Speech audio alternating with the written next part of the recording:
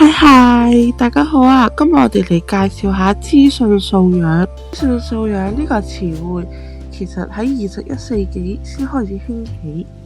但係呢，資訊素養其實呢早喺1974年就已經出現咗啦。當其時嘅資訊素養指嘅係資訊公民或者係資訊技能，但係嚟到21世紀，資訊素養呢個名詞已經逐漸取替咗舊有嘅定義，而原因係隨住時代嘅發展，我哋已經不單止能力或者認知上嘅評估，而係追求較高層次嘅方面嘅知識、技能或者態度。講完呢個歷史，我哋就嚟講下點解政府要大力推行呢個政策呢？資訊素養除咗可以培養我哋嘅批判性思維啦，仲可以提升我哋嘅創新能力。呢個可以幫助我哋喺面對龐大嘅資訊時，能夠進行批判性思維，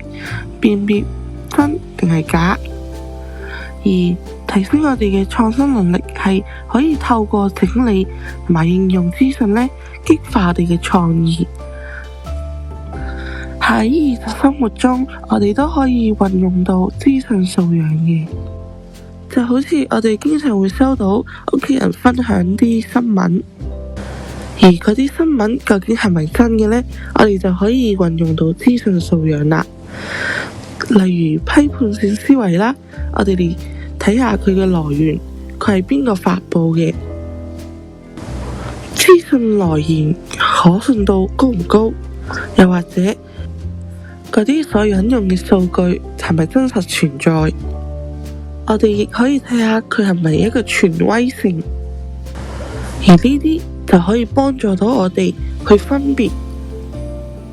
真